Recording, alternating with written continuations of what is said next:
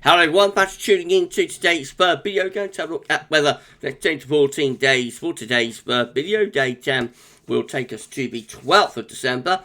And we'll be able to extend out beyond that with the extended GFS and ECM ensembles, maybe run to around a couple of weeks. We'll have a look at the CFS V2 for January at the end of the video, the opening salvo from the CFS for January. You'll see it at the end of the vid.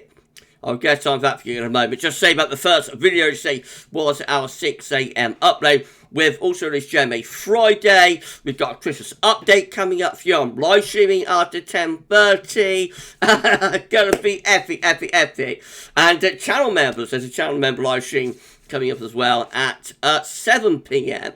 So I've got 2 live streams to do tonight, as well as all of these videos. Goodness gracious me, I'm going to be on an iron lung by midnight. Never mind, it's all good. Thank you so much, everybody, for tuning in. Please give us a sub. We are just 10 subscribers away from 15k. Goodness gracious me. 15,000 subscribers is imminent. It could happen today, probably be tomorrow or sometime over weekend. But we are now very, very close to 15,000 subscribers. Please give us a sub. And when we get to 15k, we are going to be giving away a £50 Amazon voucher. And I would have thought we'll do that in Monday's live stream. So I'll be able to get that in the post and off to whoever wins it, you know, before I set off over the Atlantic in the second half of next week. So that's going to be lovely to be able to get that sorted out before I go on my break. And whoever wins will be able to use that Amazon voucher for some Christmas shopping, of course, if they want to. Right, as I say, please like, share, subscribe. Thank you so much, everybody, for doing that. And it's amazing, it's incredible. Now, we're going to start off having a look at the stratosphere. So, we've been looking at the stratosphere within the winter updates. Of course, we've finished winter updates now. We will be releasing GavsWeatherVids winter 22-23 forecast on Sunday as a premiere at 5 PM. We can now start incorporating like stratospheric data within the 10 to 14 days. So this is from the JMA. The grey line shows the temperature trend at 10 HPA in the stratosphere over the North Pole at this time of the year. The black line shows where we've been and where we currently are with the temperature at 10 HPA over the Arctic and over the North Pole. You can see actually at 10 HPA in the stratosphere, we are quite substantially cold on average now, seeing quite a significant drop over the past few days from being slightly above average about a week ago to now being down around minus 80, which is colder than average by about 8 degrees or so. If we go a little bit lower down to 30 HPA, which is closer to the troposphere, again we see that the temperature there has fallen to around minus 18, so also cold on average at 10 and 30 HPA. Now, having a cold average temperature in the stratosphere over the North Pole would normally be a signal for a strengthened polar vortex. You would normally look at that and think, well, the polar vortex is going to be, you know, powered up. The cold temperatures will give the energy to the polar vortex by the wind, and you'll have a strong PV, and you'll be bringing westerlies across the Atlantic, and you'll strengthen the zonal flow. However, as I showed you yesterday, the Arctic oscillation is currently negative, which tells us we've got already quite a bit of blocking within the high latitudes, and it's forecast to go even more negative through the first half of December. So clearly something is going on here that's a little bit unusual. And what's happened is that we've got a disconnect between the stratosphere and the troposphere. So normally to get blocking, you need to get a sudden stratospheric warming, which then reverses the zonal wind, and the warming then propagates down into the troposphere, and that sets up northern blocking. However, sometimes, quite rarely, quite unusually so, but it has happened in the past, and this is one of the examples. Sometimes you can get blocking without a particularly a particular warming of the stratosphere without a reversal of zone of winds, and to just get like a disconnect between the stratosphere and the troposphere. We had this in December 2010, but December, to remember, did not have any warming of the stratosphere of note, but nevertheless we still got a huge amount of dawn blocking, and we came away with our coldest December since 1890. We are seeing something very similar at the moment in terms of the disconnect between the stratosphere and troposphere. We probably won't end up with a December to remember, won't go to that level of severity. But the point I'm making is that you can get disconnect between the stratosphere and the troposphere. It's been observed in the past, and that's what's going on this time. So we've got the AO both. We've got the AO in negative territory, as I said yesterday, and forecast state negative territory. We've got the NEO, North Atlantic Oscillation, also in negative territory, and forecast to go even more negative for the first half of December. And so this is clearly an indication for a southerly tracking jet stream and for high latitude blocking excuse me, to push cold air out of the pole and down into the mid-latitudes. Now, what's interesting about this, when you get this disconnect between the stratosphere and the troposphere, when you strengthen the Siberian high in particular, but also Greenland high can work the same way. When you get this disconnect, you can start to set up the potential for a stratospheric warming later on in the winter. Now, we're already seeing signs of quite considerable warmings of the stratosphere over Siberia in the next couple of weeks. So if we run through with these charts, you can see at the moment we have got, or over the next few days, we will get rather a significant warming of the stratosphere over Siberia, though nowhere near a southern stratospheric one. But notice how cold it is over North Pole, with temperatures there in the stratosphere between minus 80 and minus 85. So on this scale, let's go back to 10 HPA. If we go down to like minus 85 on this scale, the black line will be going down somewhere around there in around a week's time, which is a very cold stratospheric temperature. You would normally associate that with a strengthened PV, with a strengthened polar vortex. But as I said, we've got this disconnect between the stratosphere and the troposphere. But in any case, we see quite a substantial warming there of the stratosphere taking place in around a week's time, just falling a little bit short of what I would classify as a southern stratospheric warming. On these temperature charts, to get a southern stratospheric warming, you need to go in the red shadings, really. So it's around minus 8, minus 4, something like that. So we're not going to that level of warming, but that is quite a significant and substantial warming of the stratosphere. Very early in the winter to be seeing that, only 9th of December as well, by the way. So quite a significant warming, falling just short of a southern stratospheric warming taking place over Siberia there into the second week of December, and that is probably mostly going to be down to the strength of the Siberian high, I would have thought, that's causing that, that's promoting that. That warming actually carries on over Siberia for quite a few days. It's the 12th of December. Again, this significant warming over Siberia is sitting there, not reaching southern stratospheric warming temperature levels, not penetrating into the Arctic, although probably starting to lift temperature up. We're like losing minus 80, minus 85 temperatures and going to sort of low to mid minus 70s. So there is a warming of the stratospheric temperature going on there, 10 HPA over the North Pole, over the Arctic. But the main warming is confined to Siberia. As we go to the second half of December, interestingly, another secondary warming that begins to appear over the North Atlantic. And notice how the polar vortex at its roots, these blue curves, are becoming increasingly stretched here as we go into the middle of December. Rather a stretched and under stress, I would say, looking polar vortex there as we finish up on the 18th of December. At that point, we've still not had a southern stratospheric warming. We are still shy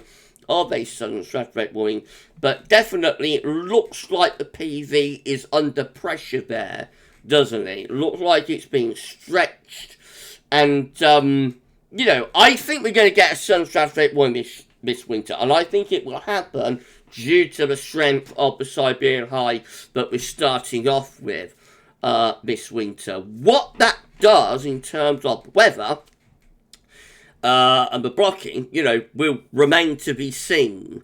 And it is a big wild card with this winter because, of course, the southern stratospheric warming might take the blocking away from our side of the pole and whatnot. But I think we will get an SSW. I'm pretty confident about that this winter. And we shall see what happens from that. So it's going to be fascinating to keep an eye on stratospheric developments this winter. Right, centering temperature is in, and look at this. We have not seen this very often at all in 2022. So the temperature for the CT for the first day of the month is sitting at 3.8, which is actually below average. Wow, wow, wow. I don't know, do you? Look at that, 0.7 degrees below average for the first day of the month. It'll be very interesting to see where that is sitting by mid-December. I reckon that could be quite low. I reckon by mid-December that might be hovering, in the ones, maybe even a little bit colder than that. Of course, we might get a milder second half to the month, so we'll see. But anyway, first day of the month, colder than average. And after all of the warmth that's been going on through this ridiculously warm 2022, that really is a turn up for the book, and we should keep an eye on it. Of course we will. These are the GFS upper air temperature and precipitation ensembles for the next couple of weeks. The red line is a 30-year upper air temperature average for Norwich. We're already a little bit below average, and it's going to become colder next week, so the cold will intensify through next week. Not severely cold, but certainly an intensification of the cold signal, taking upper air temperatures to between -5 and -10 degrees at 858 PA, and then pretty much keeping it cold into the second half of December as well. There might be signs of a little bit of a recovery going on right at the very end of the ensemble graph. That's around the 18th December, something like that. But that's a very, very long way out in this pattern. And overall, it looks like we've got a solid couple of weeks of below average and at times really quite cold weather. And also turning more unsettled as well. So not completely dry at the moment. Always some showers around over the weekend. But it's really into next week and later on next week and then on into the middle part of December that we see increasing numbers of precipitation spikes. And as it's going to be cold, there will be an increasingly wintry signal. Snow row is looking like that. So snow spikes increasing from around the 8th to the 14th, 15th of December, somewhere around this area, we see increasing numbers of snow spikes there. There will be snow around. The devil, of course, is going to be in the detail where that is. The devil will be in the detail where that is. The extended GFS ensembles look like that, still keeping to the idea that we're colder than average through the first half of December, and then the second half of the month, coinciding with Christmas, that's Christmas week just there. Second half of the month sees that recovery in those temperatures. Temperature anomalies on the 2nd to the 10th of December are going to be below average. Wow, wow, wow. I'm not going to say that very often in 2022. Precipitation anomalies from the 2nd to the 10th of December are going to be drier than normal away from eastern areas where it's nearer average. And that could be because of wintry showers, of course, coming in off the North Sea. Latest wind flow map from earthnullschool.net shows that high pressure has now formed over Scandinavia. There it is. Blocking area of high pressure now sitting over Scandinavia and pulling the wind into the east. The east wind is not especially cold at the moment. It will clear away a lot of the fog, by the way, that we've been having over the past few nights and mornings. But that easty wind will eventually start to drag in colder air from the east. Right, so this is what you're waiting for. I suspect the chart data. So this is how you can make your is looking for midnight on Monday. Easy winds through the country. High pressure is blocking from Greenland to Scandinavia. Now, through the course of next week, that high pressure becomes centre over Greenland and in the North Atlantic, turns the wind into this colder north or northeasterly. And look at this, we have a retrogressing, say that again, retrogressing area of low pressure from the east. Now, that is very unusual, very rare. So this is midnight on Thursday with an area of low pressure sitting over Denmark and southern Norway. That area of low pressure is moving in from the east. By Friday, that will be bringing snow, outbreaks of snow will be moving in from the east with that area of low pressure, probably particularly affecting the northern half of the country. But of course, the devil's in the detail. It's much too far away to pinpoint where snow would be. But just a general idea, but snow would be moving in from the east via that area of low pressure that has formed over Denmark and the Baltic Sea and southern Sweden and whatnot, just there on Wednesday. You know, that pushes in from the east, which is unusual, and it shows how bizarre, how unusual this forecast setup is. So very exciting, very interesting UK Met Euro run. Icon, not so bad, winds in from the east again on Monday.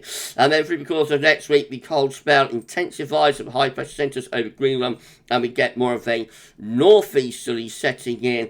Upper air temperatures aren't severely cold. We aren't yet pulling in my 10 Celsius iceberg. It's too early in the winter, probably, to bring that in. The North Sea temperatures is still relatively warm. But if we keep this pattern going for a week or two, then we will start bringing that severely cold air in from the east. As it is, it's cold enough for snow, really, by that point across most parts of the country. And again, particularly where we're exposed to that northeasterly wind, which is like northern and eastern parts of the country. GFS midnight run, once more, showing wind in from the east on Monday, and then through the early part of next week to the middle of next week, high pressure focuses in the North Atlantic up towards Greenland, and we get more of a northeasterly wind setting up. There's troughs and little areas of low pressure within that unstable east to northeasterly flow. They will bring enhanced areas of precipitation. That will be rain, sleet and snow. Rain towards the southwest probably, and sleet, snow the further north and the east you happen to go. Again, the devil is in the detail with that. I shall be away while that's going on, so I don't really have to worry about it. But I might try and get a snow watch done before I go. How does that sound? Maybe on Tuesday I'll try and get a little sneaky snow watch done. But anyway, the idea is there, but there's troughs within this unstable east or northeasterly flow with this blocking area of high pressure around Greenland. So rain, sleet, snow is likely. Showers could merge into longer periods of wintry weather. That's the setup for day 10, which is Monday the 12th of December. High pressure is back, sort of focus on Scandinavia then. So the high pressure starts at Scandinavian high, becomes a Greenland high, and then goes back to a Scandinavian high. Again, these are very, very unusual and extreme blocking weather patterns. Notice this really deep area of low pressure sitting to our southwest. It looks like that's about to start trying to stage an attack. So that low goes to Biscay, and we just keep wind in from a cold easterly direction. It means east wind's probably bringing snow showers in from the east as well, by the way, for this middle part of December. Upper air temperatures looking cold across most parts of the country, around 10 Celsius iceberg just over the other side of the North Sea. The EC is maintained with the GFS midnight run up to the middle of December. There's no sign of any breakdown of the cold weather up to middle of December. And then into the second half month, which is 16th of December, we're a long way out now, 348 hours, but the low pressure tries to stage a little bit of an attack then from the southwest, but it stalls, so that brings a snow event, probably focus on England and Wales as that low pressure runs through the south of the country. It's unable to drag the milder air in from the Atlantic as it wants to do so. So instead of pushing like south to north, it goes east to west, runs across the south, probably brings some cold rain to the south, but snow on the northern edge, and eventually by the time we get through to the 18th of December, just a week away from Christmas now, of course, the low pressure is clearing back out into the North Sea, and winds are coming back in from a cold northeasterly again. Blocking signals continue, albeit a little bit reduced, around Greenland and Iceland. And that keeps it cold. The GFS midnight run, therefore, keeps it cold right the way up to the 18th of December. Cold pretty much from beginning to end. GFS 6 then, once more with those east winds through the early part of next week. Then the wind turns into the northeast. That's when we start opening the door to both colder air and also increasing risks of snow. As we get into Friday, again, the winds in from the northeast. There's an area of low pressure off the East Anglian coast this time. That might bring some snow into the south and into the southeast as well. And it stays cold right the way up to day 10. Again, winds are coming in from that cold and wintry easterly direction with all of the low pressures further south. Look how far south the jet stream is. So this is a proper sort of negative LEO type pattern. The black line is a jet stream. That's going all the way down to Spain and northern parts of Africa. Now, in the extended range, we keep it cold too, with the GFS 6 a major area of low pressure developed through the Mediterranean and towards Italy, and that just keeps the wind coming from this cold east to northeasterly source. Very strong northeasterly there by the middle of December. That's the 15th. That will bring in heavy snow showers, I would have thought, to eastern parts of the country. That looks really cold, wintry, doesn't it, around the middle part of the month. Perhaps just signs of a little bit of moderation by the very end of the GFS 6. This is to the 18th, and something slightly less cold or milder would be coming in around the top of that area of high pressure. Where do we go after that? Could go in either direction. The high pressure could be collapsing down to the south and allowing this low around Newfoundland to bring milder, wetter and windy weather in from off the Atlantic. Of course, the alternative scenario is that this low pressure might stall. It looks like a little bit like it could be doing that, sending warm air advection up towards Greenland. And if it did that, the warm air advection will start to promote high pressure again around here, and that will pull this high pressure back northwards, and this trough of low pressure over Scandinavia will then move southwards again, and we will just reinforce the northerly, and we go off and running into another spell of northerly or northeasterly winds potentially. So that's kind of poised and could go in either direction beyond the 18th of December there. If you enjoyed the video, what an epic video it is. I hope you are enjoying it. If you enjoyed the video, then please can you like, share, subscribe. Thank you so much, everybody, for doing that. GM, again, looks like this with wins in from me. So I've got around 10 subscribers to get 15k. We are so close now. 15,000 subscribers. Please, please, please give us a sub. Thank you so much for doing that. GM, again, with winds in from the east on Monday. Looking cold and wintry.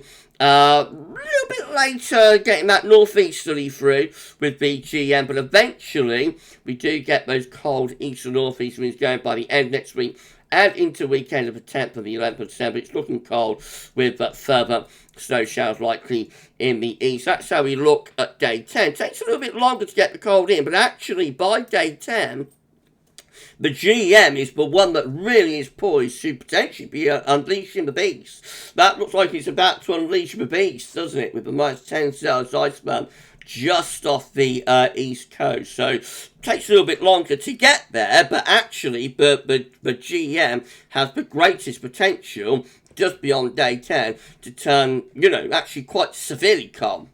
And then the ECM WF looks like that. The easters are pushing through the country again.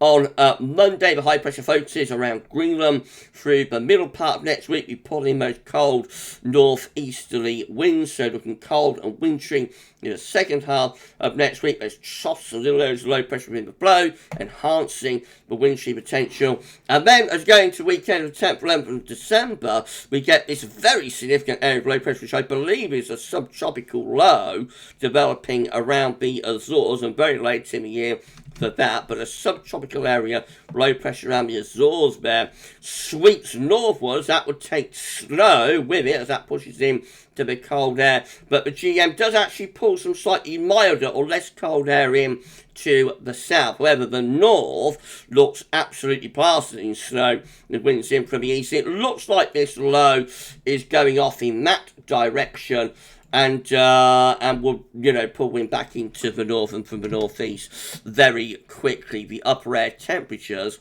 at day 10 look like that. So we have a big warm sector with that low comes into south and southeast, whilst the north has the cold air. But that low is going off to the east in that direction, and this cold air will come back in from the north and from the northeast again. That's the kind of thing that could deliver a very substantial snow event, and most likely to the northern half of the country. But again, the devil would be in the detail. I hope that doesn't come out, because the 12th of December, well, 12th to the 13th is where I'm heading back, and I don't really want a blizzard holding me up from getting back home. So, exciting. This is the precipitation forecast based on that ECM run from Meteo.com. Showers will turn wintry over the weekend in the northeast and into early part of next week. But it's really later next week as we set in that northeasterly, but we find the showers turning primarily to snow across most parts of the country. And then in comes that major area of low pressure with a very substantial snow event, suggested for Ireland, large portions of England and Wales, rain down to the far south and southwest. The snow really sets in over northern England, southern Scotland and Ireland. It's more towards rain sea. But again, the low pressure could be trending further southwards than this, could be further northwards, and low pressure might not even verify in the end. So it's all just possibilities. But look at all that snow over the northern half of the country there by day 10. If that low is like a couple of hundred miles further south, then that's a big dump of snow on England and Wales. These are the options on the table within the ECM ensembles today for day 10 from the Icelandic Met Office gets us to the 12th of December. 27 members of the ECM ensembles with high pressure blocking to the north. Low pressure is over the country and looks very unsettled and quite cold, back to control and the operation run 13 again with high pressure in the middle of the Atlantic up to Greenland. Low pressure is over, perhaps a little bit more to the south of the country. That's going to be rather cold, I think, with the options, and the snow risk is further south with that. And then 11 just here again with extensive northern and high latitude blocking. Low pressure to the south of that blocking. Maybe a little bit more of an Atlantic influence there. With those options. And then in 2 weeks' time, this is the option that we've got, gets to the 17th of December. And to be honest, this could still be keeping wintry weather going above average heights over Greenland, perhaps a little bit more towards the Canadian side of Greenland. Low pressure sort of over south of the country. Might bring something a little bit less cold into the south, but for the north, certainly keeps the cold weather going. And it really would only take very, very slight and subtle adjustment to keep the whole country cold and wintry there up to the 17th of December. And that would mean that we are in the grip of a prolonged cold spell. Well, finally, the CFS V2 for January. So this has been like a cold and snow lover's dream update. But look at this from the CFS for January. There it is. All of the blocking eradicated. Well, sort of pushed back to Siberia anyway, and low pressure driving in from off the Atlantic to give us a mild, yes, very mild January with above average temperatures in those red colours, and also very wet January as well, a mild and wet January predicted there by the CFS V2 in its opening salvo. We shall see about that, I think. Let's wait and see. We've got enough to be going on with in December. Goodness gracious me, what an update. If you enjoyed this video, then please do you like, share and subscribe. Thank you so much everybody for doing that. Drop a comment and let us know what you think about this and all of our videos. And don't forget to tell your friends about GavsWeatherVids. That is amazing and it's incredible. We thank you so very much everybody for doing that for us, and we are so close now, so close to 15 15,000 subscribers, just 10 more to get to the milestone of 15,000 people sub to our channel. I never believed it. I never believed that I would have a channel with 15,000 subscribers. And this is the next milestone for me is like 20,000, which is just absolutely mind-blowing to me. Thank you so much, everybody, for getting us this far. Right, so just see what's coming up later on. We've got another Christmas update, and we're live streaming at 10:30 with the GFS 18 aka the pub run. Tomorrow, we're going to have 6 a.m. upload. We'll have the ECM day 42 days / 6 weeks. Okay, we'll have a weekend forecast, and we'll have a 10 to 14 day as well. Keep checking back to the channel for all of the updates and all of the content. Thank you so very much, everyone, for doing that. If you're a channel member, by the way, it could be a channel member stream at 7 p.m. Just keep checking back to the channel for the content. Thanks so very much for doing that. And we'll see you very soon with more updates. Gosh, it's been a long video, half an hour. Wow. Thank you so much, everyone. And we'll see you later on. Bye for now.